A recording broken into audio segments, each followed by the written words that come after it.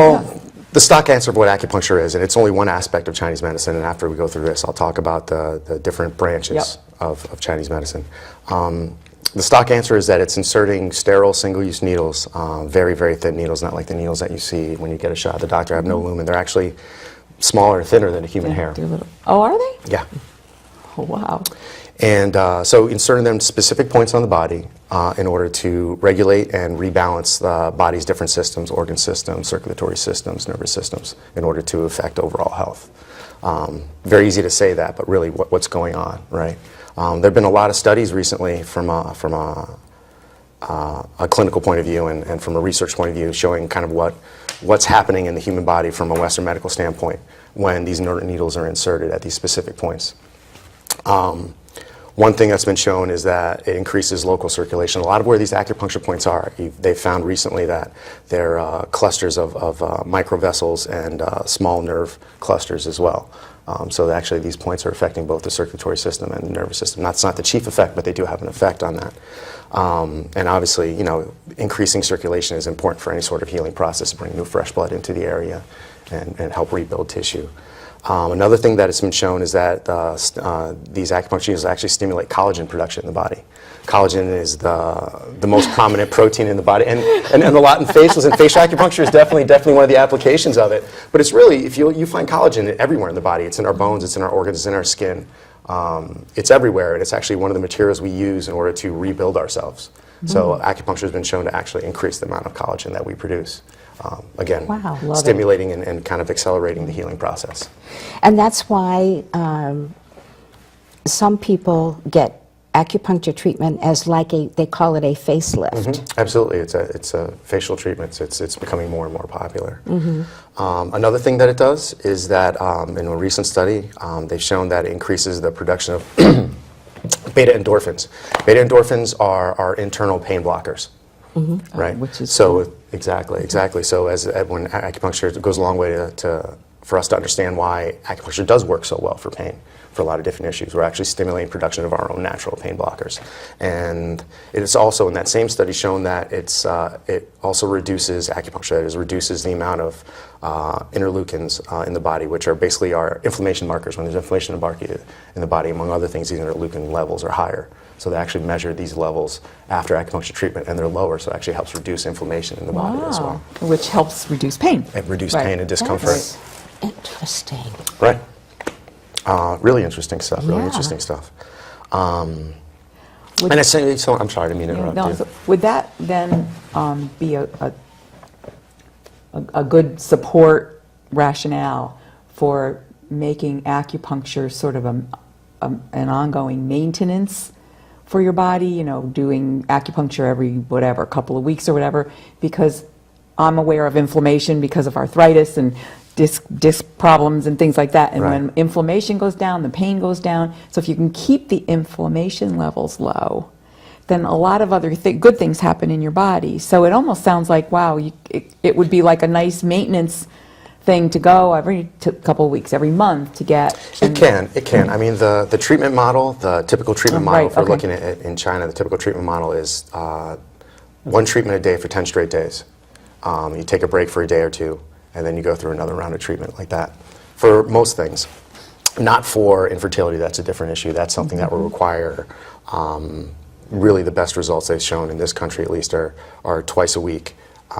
At least initially, and you have to go through 3 cycles in order to regulate the menstruation, which is the most important aspect in order to prepare the uterus for what you want done. So in any case, I'm sorry, let me finish. I digress. So maintenance. No, he was going to. Right. Yeah. So do people come for maintenance? Yes, absolutely.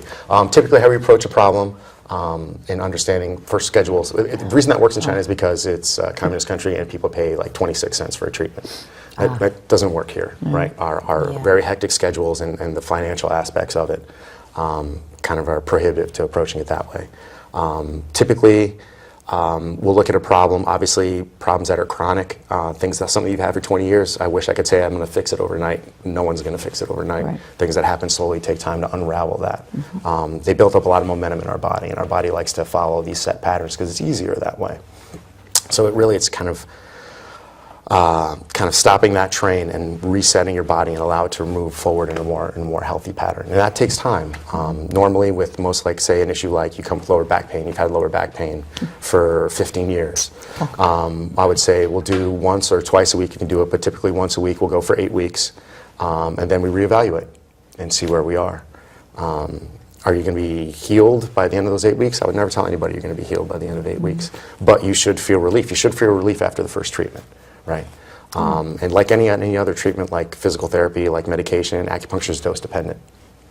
You're going to get better results doing it once, twice a week for a set number of weeks, and you are going to be doing it 1 week here. I go for a month. I take it over here. It just doesn't work that way.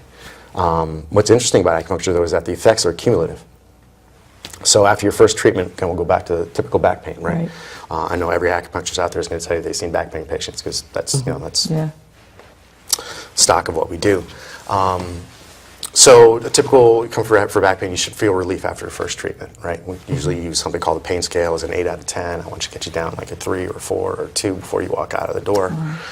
Use a variety of techniques, be it be it cupping, be it acupuncture, in order to achieve that.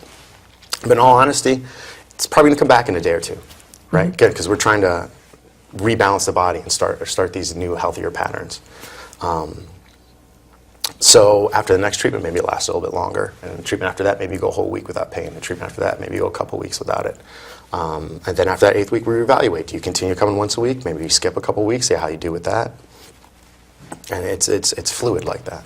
I'm talking about the meridian system not just being these pathways going down the body. They're actually associated with, again, deeper pathways, and they're actually pathways that come off these ones that you see, this roadmap, to connect with the actual organs themselves, with the kidney, with the liver, with the spleen, with the stomach. And they're actually muscular pathways as well that are associated with all these groups, which is another reason why if I treat a point here, it's the same muscular pathway that attaches down here, right? So you're actually approaching it from various different angles. Which is in my opinion, is a good way to go at anything, which is why I employ these different modalities. Back to the tree analogy as I digress and digress.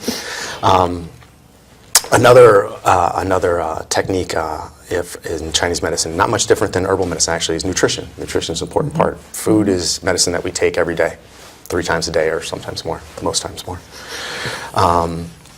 And it can have a huge effect on our bodies, right? Everything we put in our body is the fuel that we work with and what we build ourselves out of. So it has a huge effect as well. And another thing is, look at it as exercise. We call it qigong or tai chi is another form of exercise when used just for kind of health. So you look at it from different aspects. You got herbal medicine, you've got nutrition, you've got acupuncture, you've got like a manual modality with the tuina, and then you have exercise yourself, and all these different aspects together help keep a person healthy. And I think it's always best coming at a problem from various angles. Very rarely does one problem have one solution, at least in my experience.